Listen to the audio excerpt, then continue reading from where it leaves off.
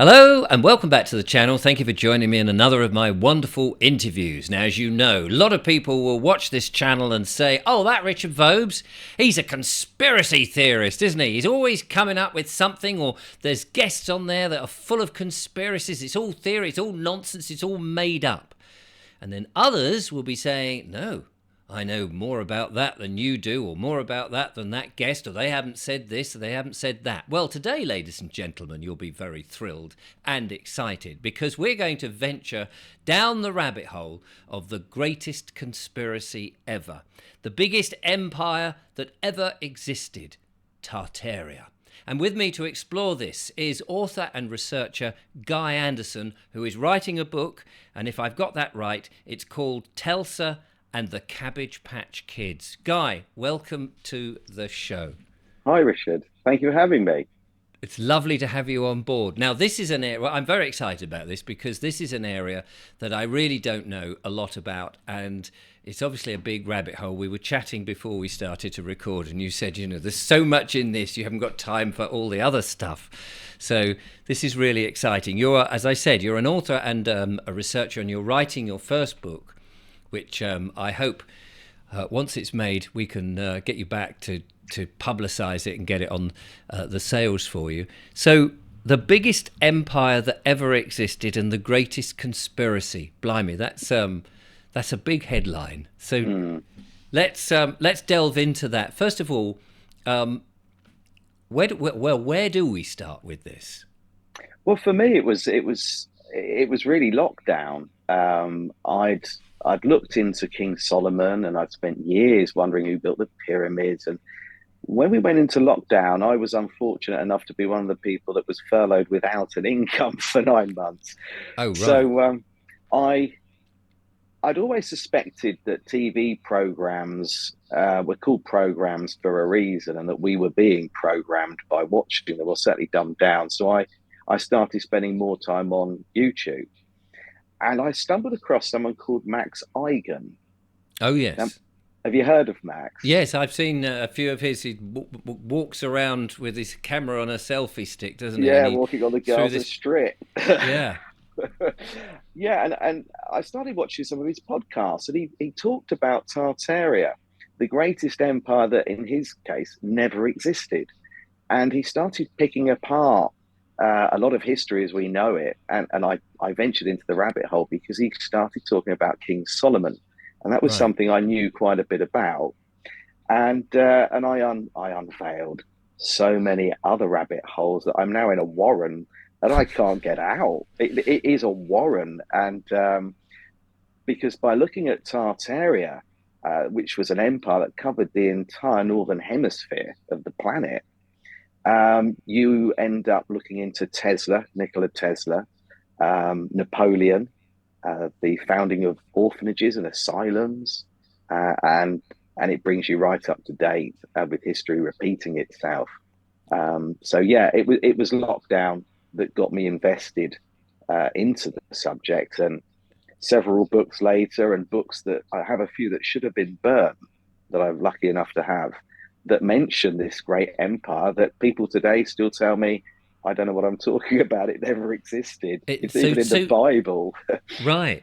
So now this is interesting, as I said, because I may well be asking you very naive questions, but then I assume there's going to be many people like me who this will be news to. There may be some people who've got an inkling on it and what have you. So please excuse me if I'm asking you very dumb questions.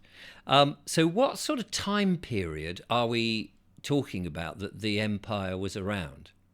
Well, it goes back to Noah's grandson, Magog. Blimey.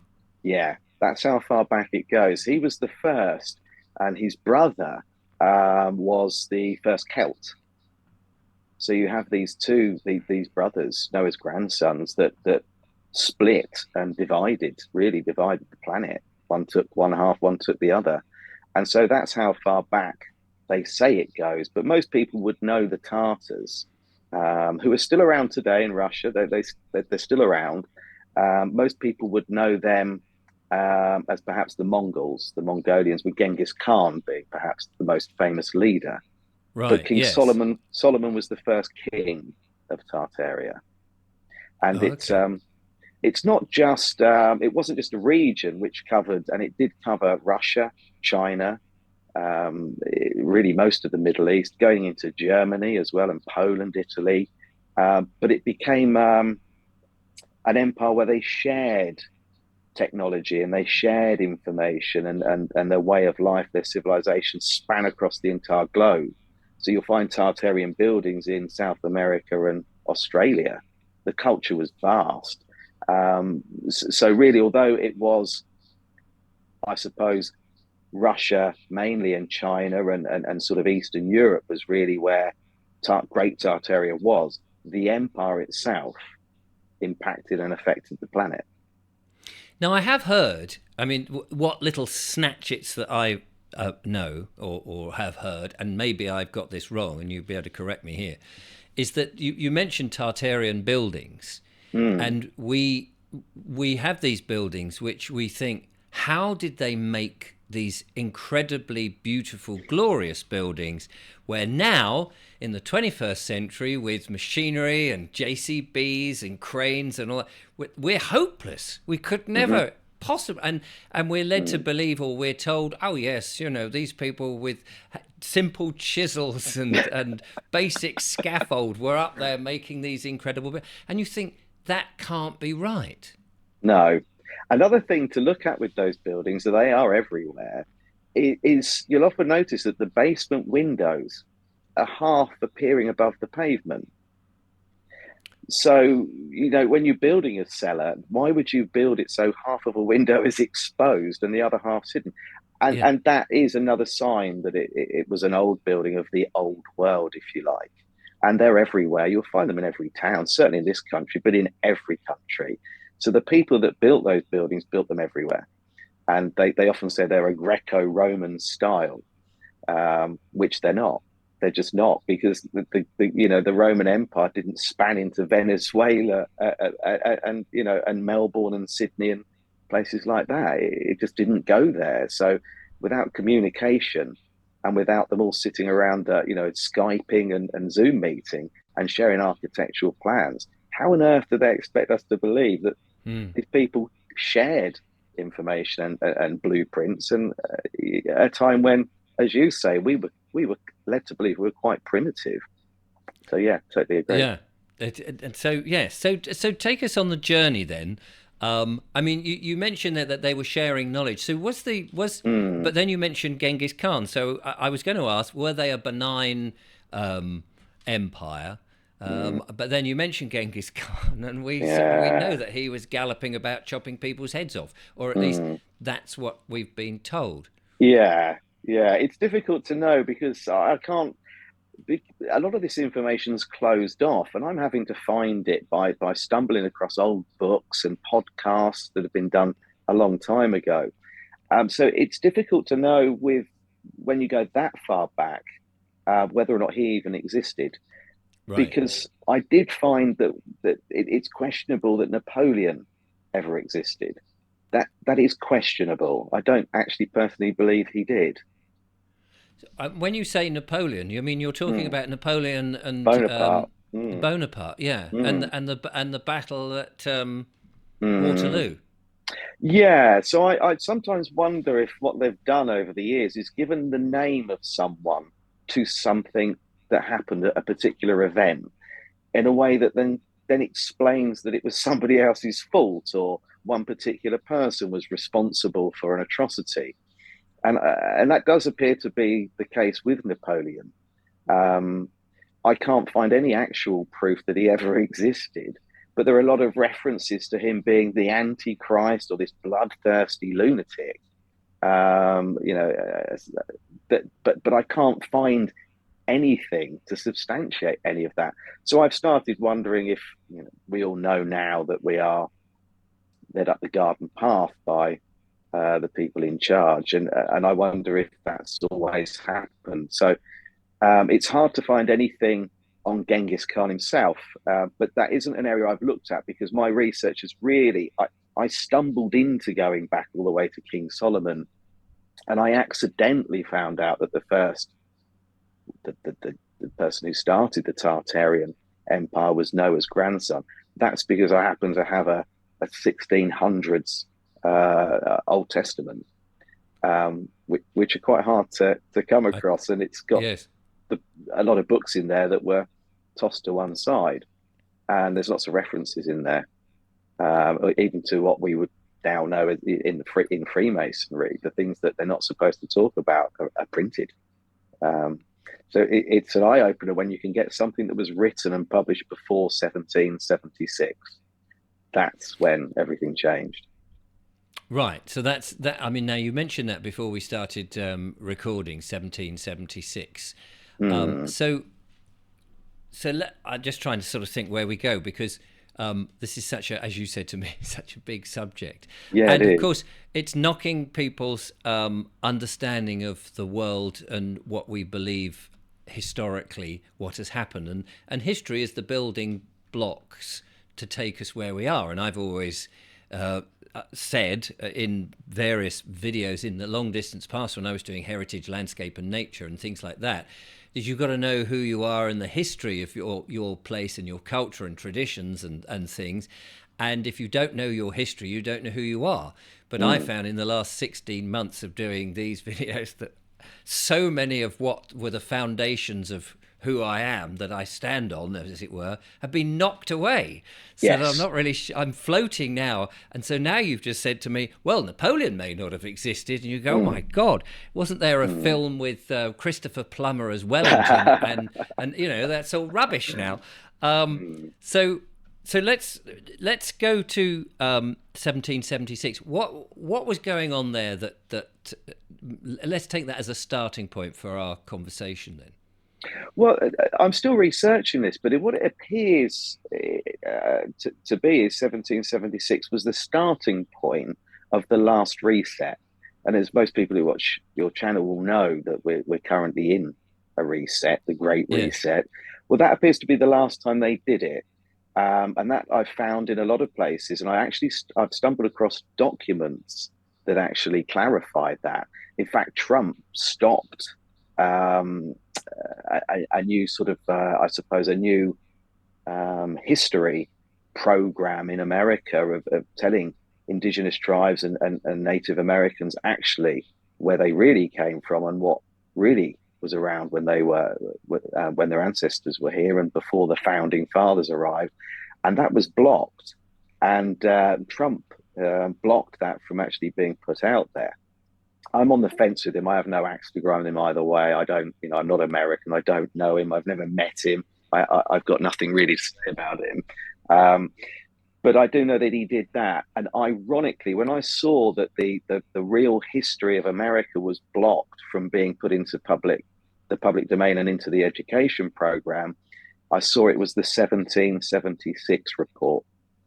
So every time I look at Tartaria and the last reset, I hit the same date, and it appears to be the Jesuits that that that did this. The sort of militia of the Roman Catholic Church or the Vatican. It appears to be them always at the really at the end of or underneath what's happening.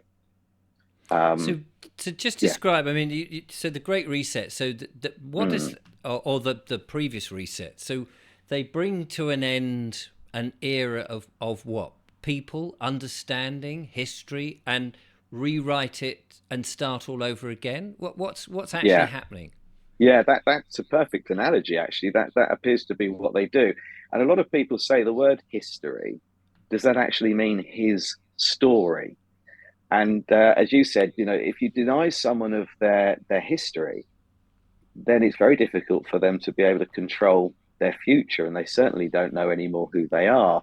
And when you Mm. take away the building blocks of everything you think you are and where you came from, it can be quite devastating. And if I stop someone on the street and start talking to them about this, they go looking for a tinfoil hat to give me, and Well, yes. it can shatter everything because what it appears ultimately, as you know, there are certain families out there that believe they have the right to control and own everything, and I don't believe it's about money. I think it probably was, but as we know with fiat currency, they can say they've got as much as they like. It's just another Yes, transaction. they just can never spend it, can they? They've No, got so it's no, clearly not about that, and it's clearly control.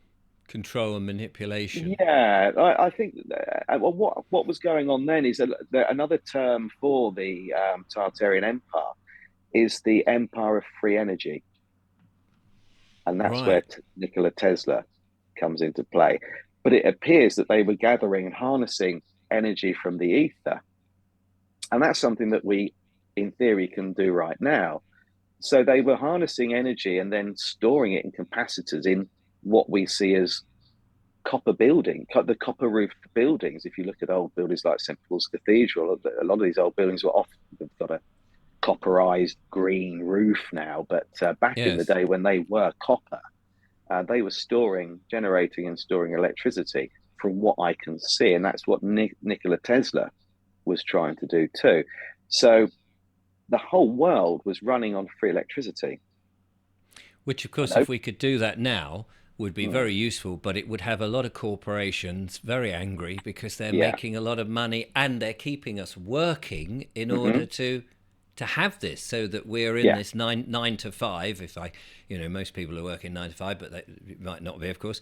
But we're doing this hamster wheel of nonsense in yeah. order to stand still. Yeah, and it is exactly that. And obviously, with the cost of living, it's got harder and harder. But it appears that, and it's the same names when I dig back in time. It's the Jesuits, and then all of a sudden you start seeing the Rockefellers and the Rothschilds. It's the same families have been doing this for eternity. Hmm. And I think now that the difference we have now is that whereas before they still need people around, it looks like they've used the Napoleonic Wars and civil wars to get rid of a mass of the adult population. They still needed children. They still needed people to provide a function to have civilization up and running. They need someone to sweep their chimney, don't they, and to empty their toilet, their bedpan, and provide them with food on the farm and mine for whatever it is they want. So it looks like that they wipe out as much of the adult population as they can in larger civilized or larger populated, areas. And this appears to be what they're sort of, I suppose, trying to do now in one way or another. But this time, my fear is AI Mm. being used to replace, the majority of us. So it looks like in 1776 they decided, okay, we need to wipe these people out. There are too many people out there with the free energy harnessing equipment. The Tartarians themselves had spanned across the globe, and it was time to get rid of them. And all of a sudden, we've got oil and coal, the Industrial Revolution, and people wanting to profiteer from it. So they had to get rid of the old technology, and they had to get rid of the people that knew about the old technology and were suddenly wondering what was going on. And I think that was what the Napoleonic and the Civil Wars were to do, to cull as much of the population as possible. And they certainly carried that on in the First World War. I mean, huge numbers of Yeah, people, and of course in the yeah, Second World War, a lot of innocent people being bombed as a result of yeah, the warfare, yeah, absolutely. which was of course very frightening. And I mean, here on the south coast, I mean, I sometimes bring this up when things like the Battle of Britain are talked about.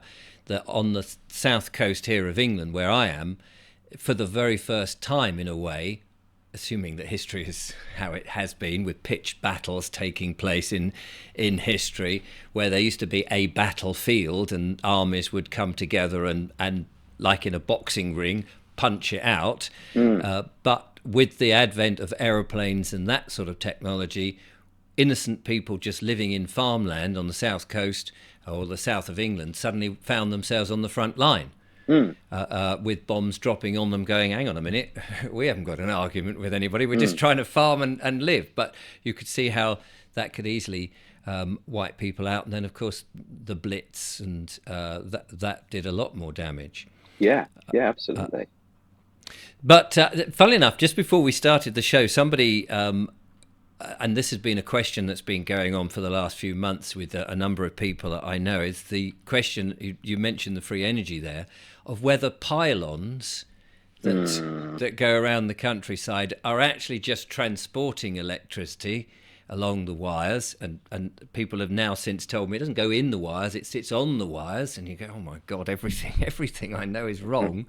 But that these are actually capturing through the ether electricity, so it's already free. So the electric companies are not even making it; they're just, or at least a proportion of it, and we're being billed for stuff that actually is already free, and it just, it just blows your mind a bit. Yeah, I often wonder if they are, if each pylon is in its own right a very basic Tesla coil tower.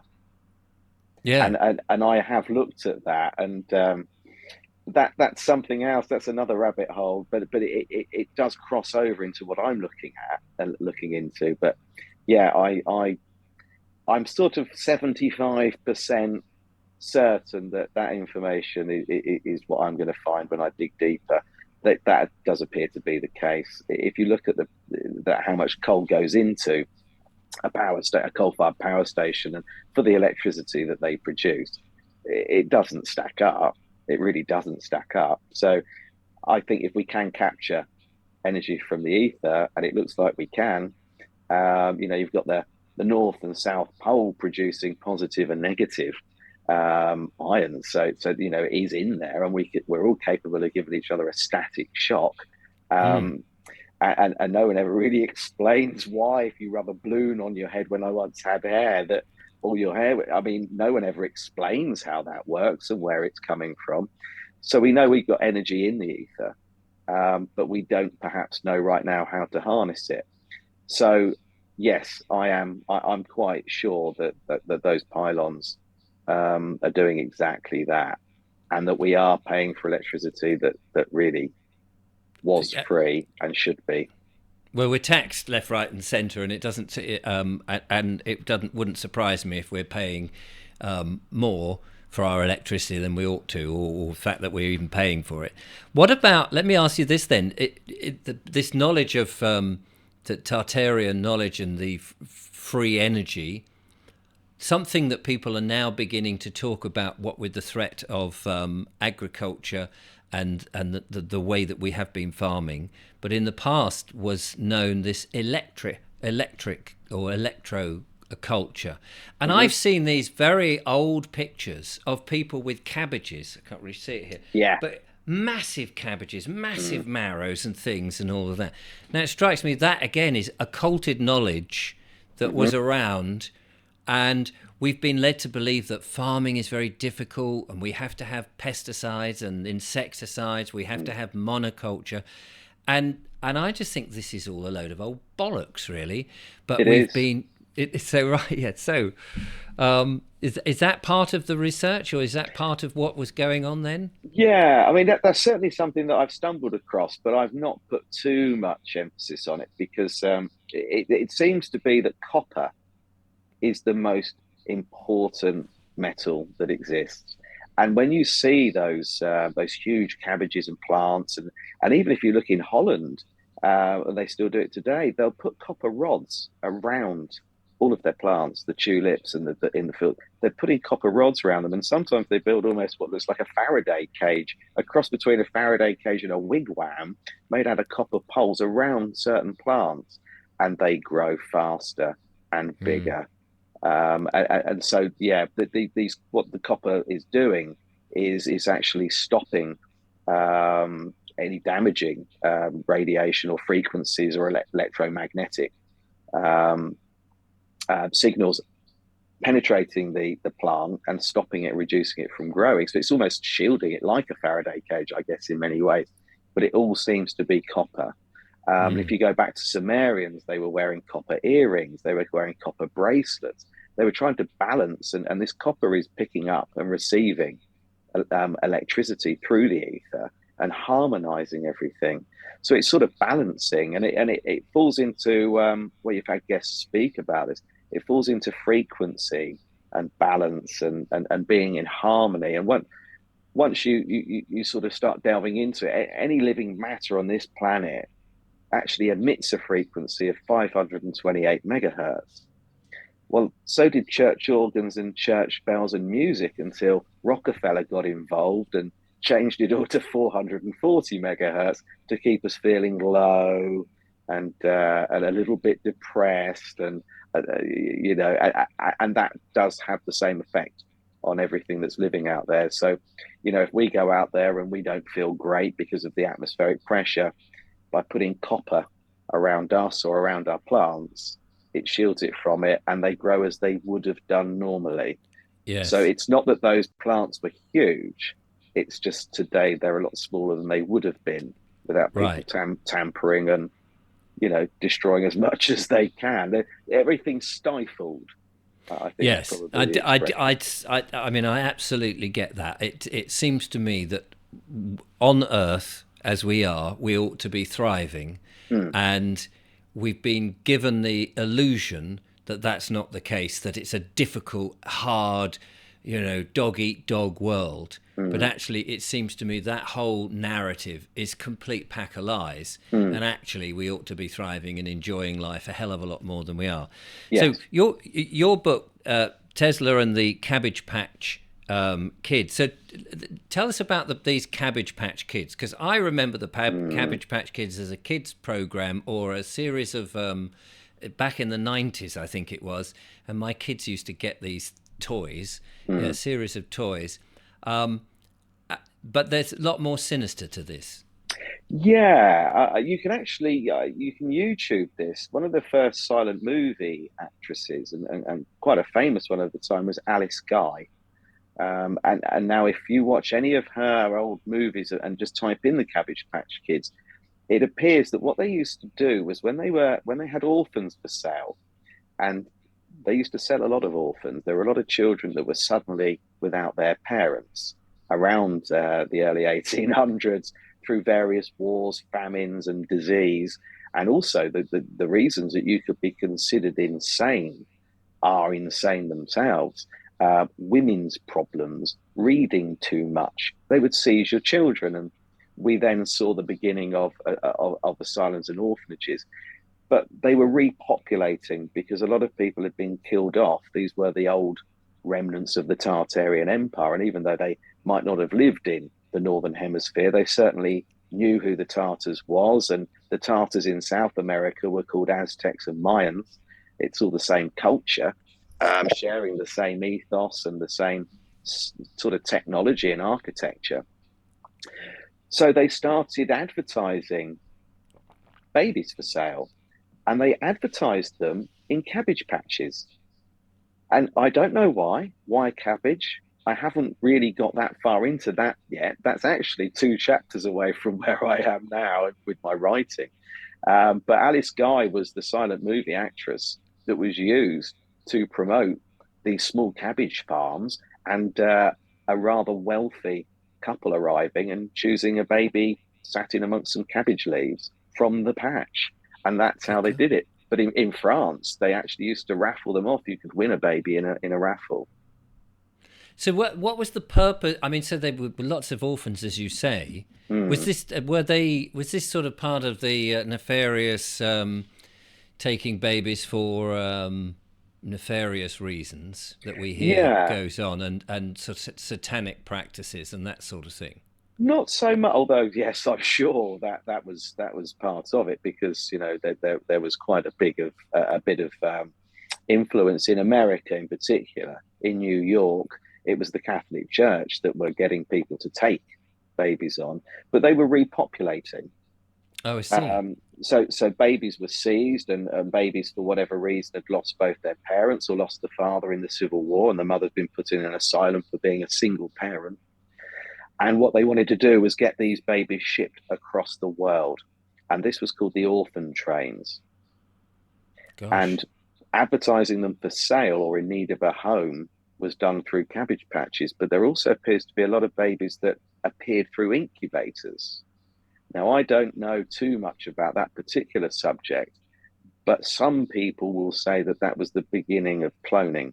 That these babies, the reason there were so many They were being grown and popped out into incubators and then advertised for sale in these cabbage patches. But a lot of children were moved around. So I think the UK alone lost something like 500,000 children in just a few years, and they were sent to all the corners of the globe. So a lot went to Australia.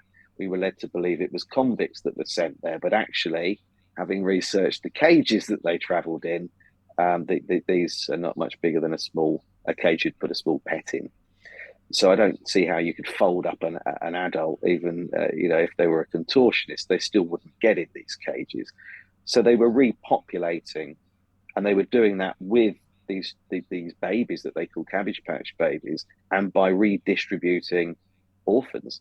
So they were going from, so for example, they were going from the UK to places like Australia. They were repopulating Italy, Greece, Russia, and America, all across America and Canada. And they would arrive, the ones that weren't lucky enough to have somewhere to go on arrival, which normally ended up being a farm, and they were treated as slaves. And they went into what they called foundling homes.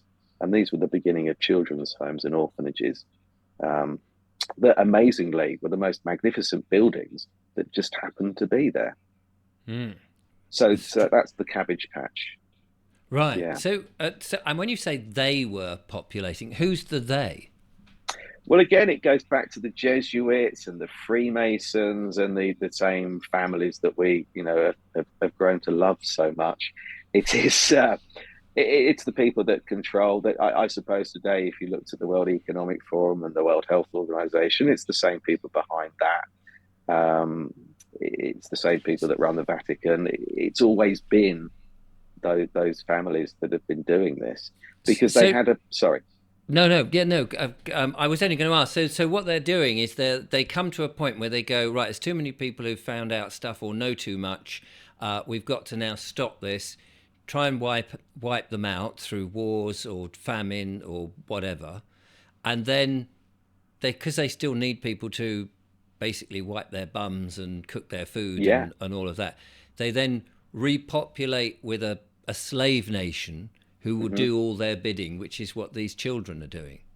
Yeah, and of course, at a young enough age, they Yes. don't need. They're not going to know anything. You can teach them to speak any language you like, and you can do what they did to the indigenous tribes in Canada, and say to them, "Well, no, you're going to speak English, and we all believe in the Bible, and your religion is satanic, or it's wrong, and this is how it's going to be from now on." And they're told that everything they knew before them was wrong.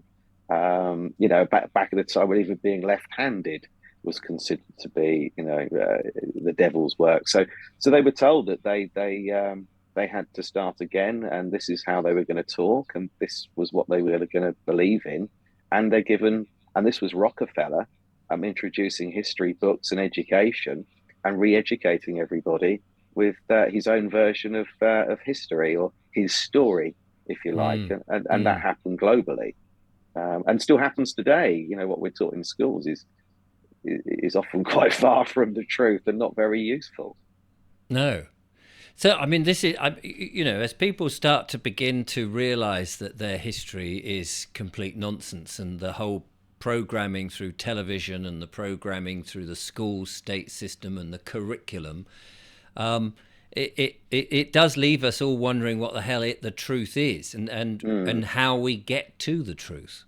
mm, I mean, I've seen people like I'm just trying to think of his name. There's a YouTuber who sits in a room with this vast collection of very old books, that mm, leather bound old books, that you can't get anywhere mm, because, as you said, some of these books should have been burned. And because mm. we hear of the Great Library of Alexandria that was Yeah, burned.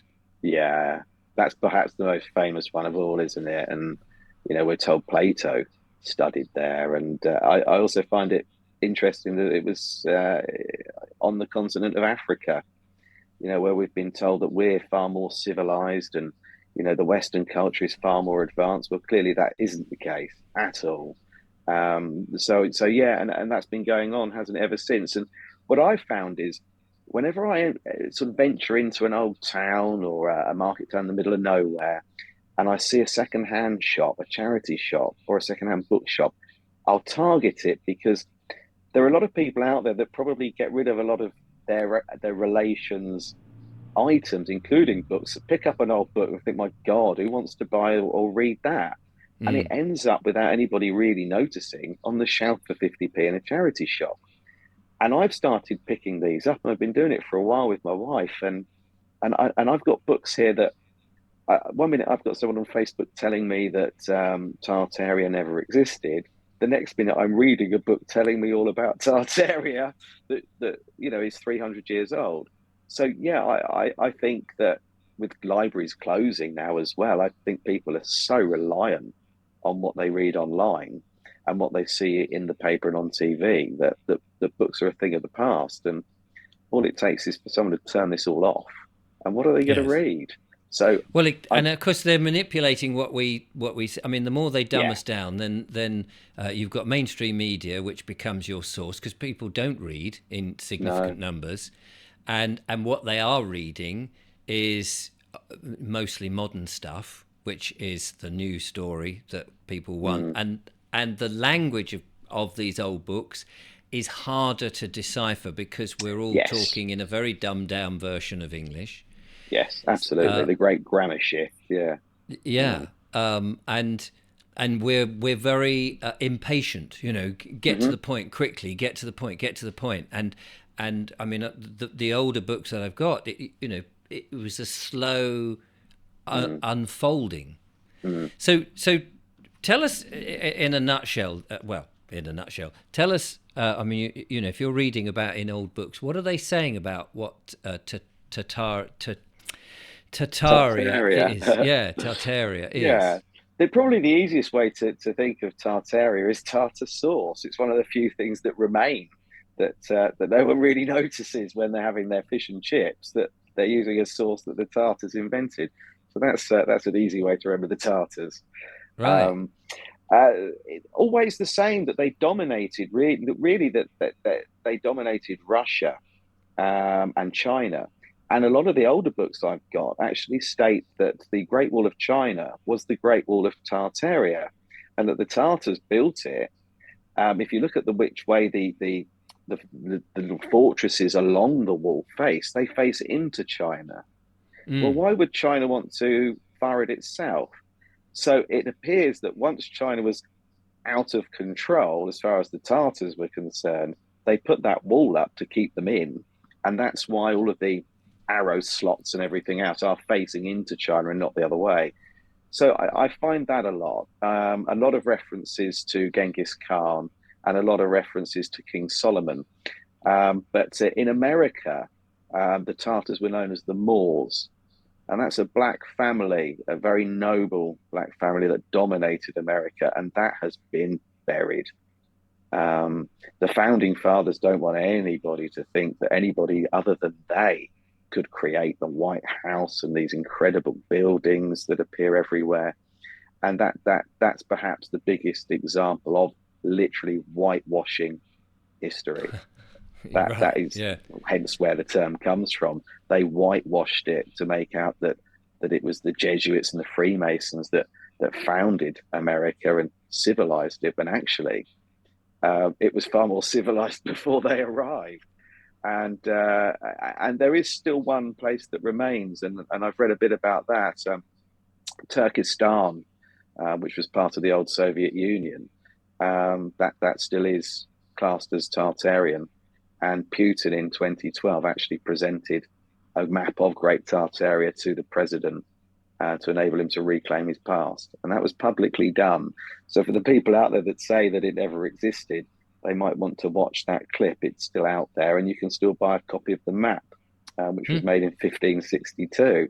The map is still out there, and you will see the whole of the northern hemisphere is Great Tartaria. Gosh. So that, yeah, so I stumble across the same things, and I sort of follow the theory of Tesla, Nikola Tesla, in that I require three independent and different pieces of information before I believe something.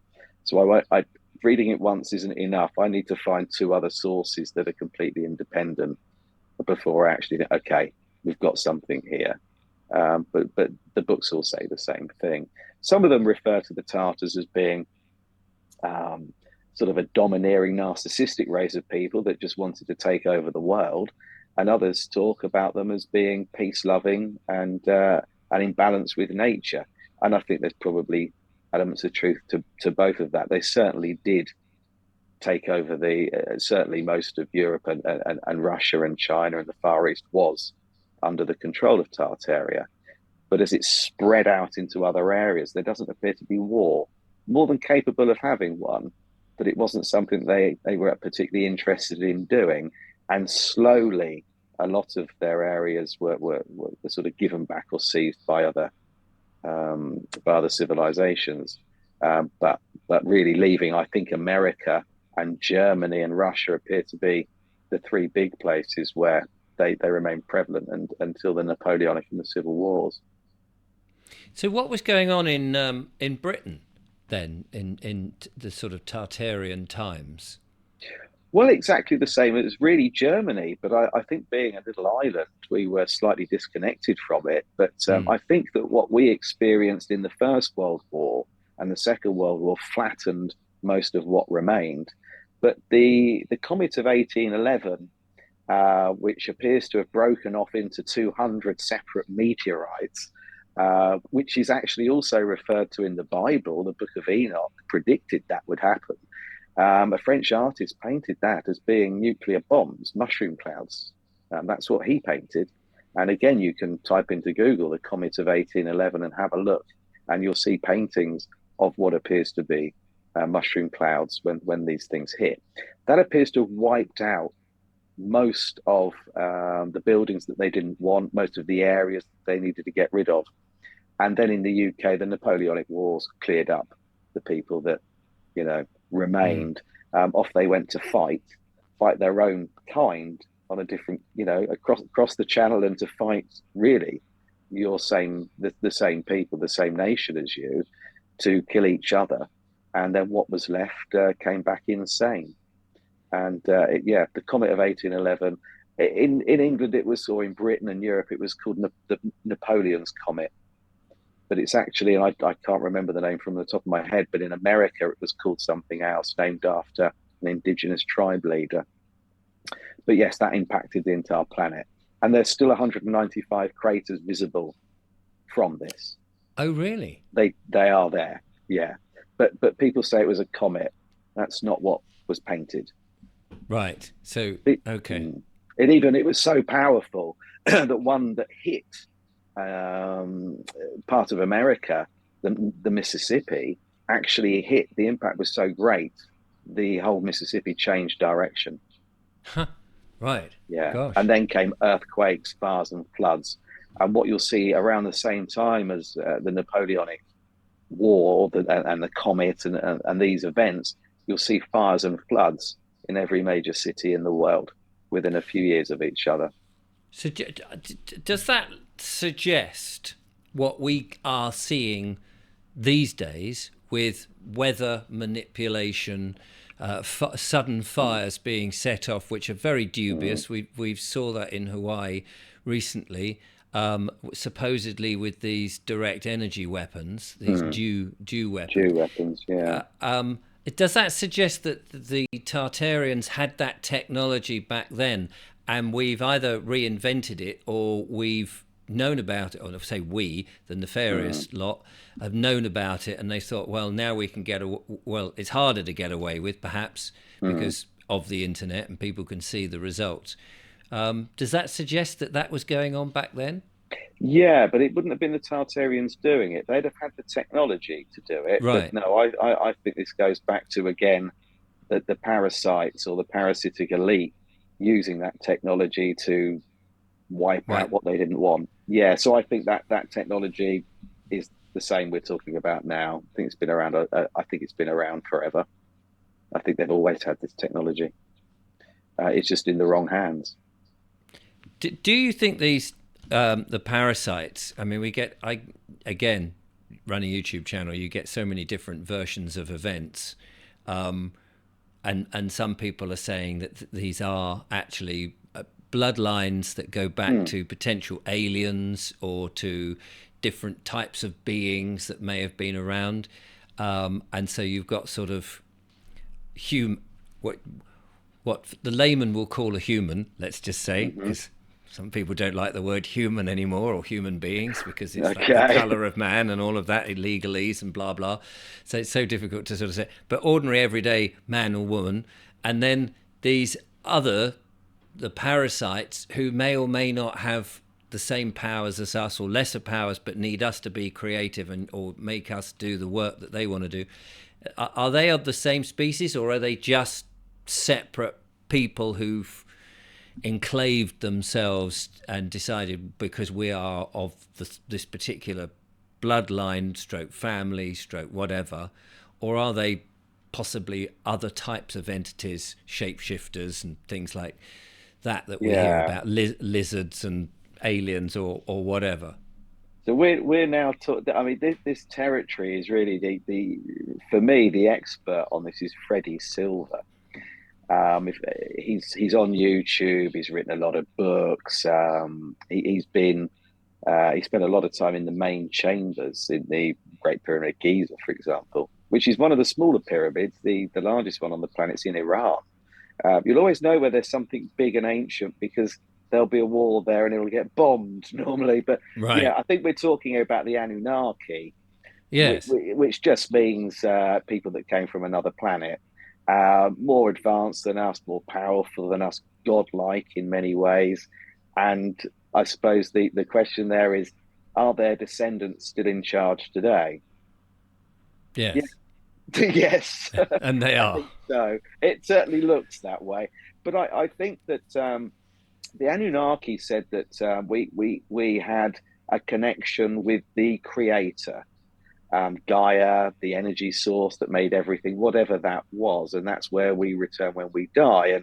And because we have this connection with this planet, because we're from here, and we were made here, if you like, and they weren't, that we are creative and in harmony and in balance with every form of nature and every animal, and they're not. And that, they say, is why they can't produce music, poetry, art. They don't know how to love. They're very low vibration. They don't like us to have this high positive vibration. So they try and drag us down with them, and they feed off us. And that's why a lot of people call them parasites, because it's not just tax they take from us. It's our energy too. And so, we're talking about the Anunnaki. And that is actually, they say, who the Bible, when they talk about God, is referring to, two brothers called Enki and Enlil, that made us. So if you read the Bible, the Old Testament, read just Genesis and switch it to Enki and Enlil, it makes a whole lot more sense, because the God they're talking about in that book doesn't appear to be very benevolent to me. No, I'd never understood really. I mean, now, no disrespect to any religious people who take the Bible verbatim, and I know some people do, and I often get quotes from them, and I often think, hang on, are these just cherry picked to agree with your point of view? Because there's probably other quotes that completely disagree or contradict with that particular point of view. But anyway, I've always thought it's strange if the God that is predicted in the Bible, and I confess I haven't read the Bible all the way through, but seen bits of it, and people have told me, and you've seen films that depict it, what have you. But that sort of so-called benevolent God that goes around killing people or allowing babies to die in horrific sort of ways, or people to suffer in such a way, then to me it's like a teenager God, who's looking down at the ants and going, just for a laugh, I'll squash them. That to me is the kind of God that is. That has a nasty streak. And maybe, has not wiped out the earth, because it still amuses him enough. But every now and again wants to cause a bit of chaos and havoc, and see people running around going, "Oh my God, what are we going to do?" But that doesn't seem to be the source, the ultimate thing, however one wants to describe it. That I feel is inside me, or that I am part of, or something. And this other kind of God does seem to be a God in a Santa Claus outfit. Yeah, beard yeah, and I a cloud, agree. and somewhat malevolent. Yeah, yeah, I totally agree with you. A lot of people say that sort of early scriptures refer to God as gods, plural. Right. God's made us. But it states everywhere that in their image, but without their level of power or intelligence. And then along won't come, the Garden of Eden, and we bite into the apple of knowledge, and then we're cast out. And it seems that we're supposed to have been dumbed down from the start, but our Bible's just based on the Tibetan Book of the Dead and other things before that. But the Emerald Tablets appear to be one of the earlier, or if not the earliest, sort of scripture, if you like, of who made us, why, and where. And that was turned into the Epic of Gilgamesh. And so Gilgamesh, the first ruler, um, two-thirds human, one-third Anunnaki god, and about 12 feet tall. Ironically, that was it was reported on the BBC that a German archaeologist had found his tomb after years of searching just before the invasion of Iraq. But unfortunately, it was one of the first places they bombed. Yes. We can't I have think that that's knowledge just a coming out. coincidence, Richard. I'm sure. Oh yes, of course. Yeah, These could have been anywhere, and just yeah, a stray bomb. Oops. yeah. But to Rothschild's private museum here in the UK, there are some things that were taken from the museum there. Ah, Um, but obviously it's private. So yeah. We can't get to knock on the no, door and say, "Would you mind no, let us having a look?" We'd love to do a no. podcast from there. Yeah, it'd be fantastic, wouldn't it? And I Yeah. imagine he doesn't pay for electricity. I've got a funny feeling that he's still got the Tesla coil working up in the roof. And Yes, I'm yeah, sure. mm, I mean, this is a fascinating subject. How long have you? Well, you said really from lockdown that you started to sort of delve into this, yeah, but you sort of in your background, you've had inklings and things, and this has sort of been something that's fascinated you most of your life.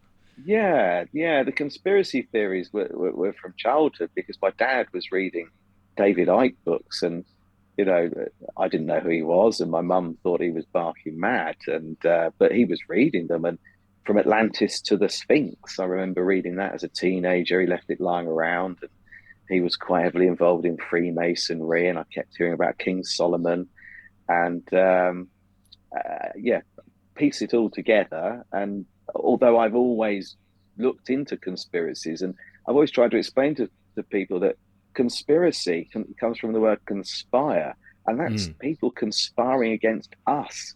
It isn't the definition of someone who wears a tinfoil hat. It's explaining that you're being conspired against.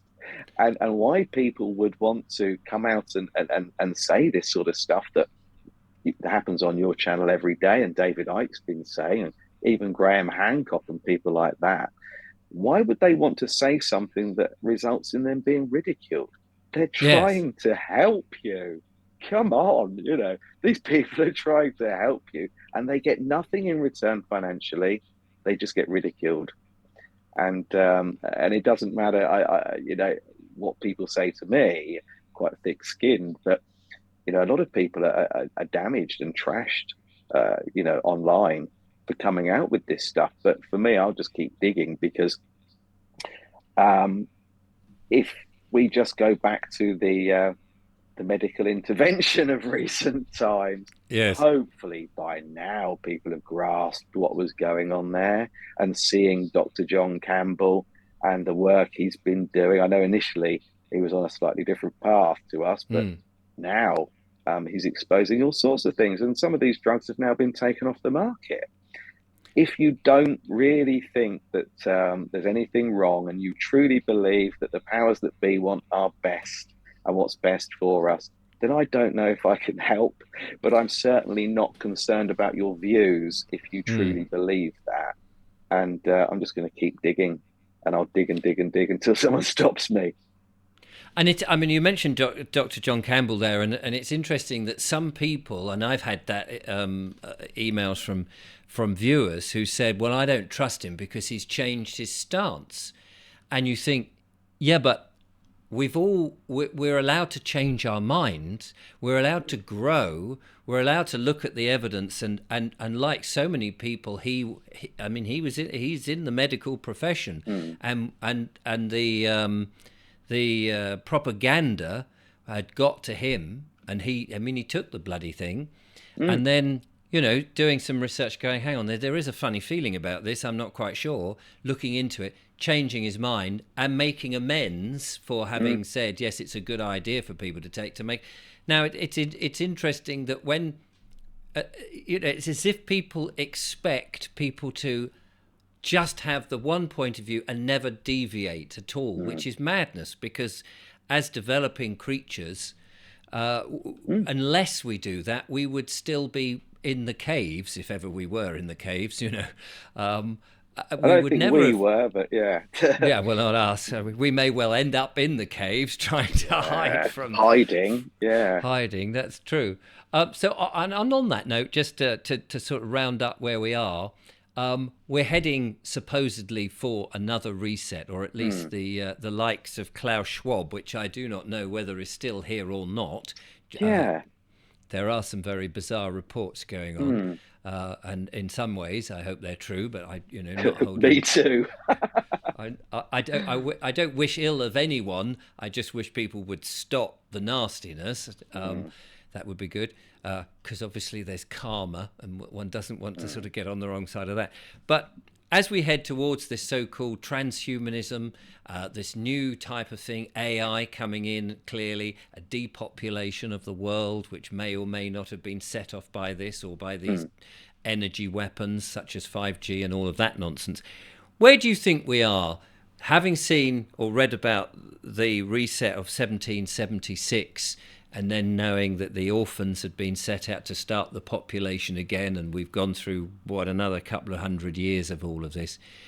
Do you think this time round the people who've been perpetrating all of this are going to get their way, and as we're all beginning to wake up and know what's going on, we'll all be wiped out so that they can continue and their family lines can continue?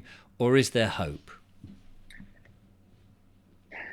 I think it sounds bad, Richard, but I think there's hope for people like me and you, because we know what's coming and we're sort of prepared. I'm moments away from buying land myself in the middle of nowhere, and being self-sufficient. But I think people are waking up, but I don't know if they're waking up quickly enough. It's going to happen. People don't realize the power we have if we unite. Imagine if we all decided on Monday morning not to go to Tesco's or not to go to work. We could change everything overnight. But most people are too scared because they're so wrapped up in their own problems and their own distractions that I don't know if they will wake up in time.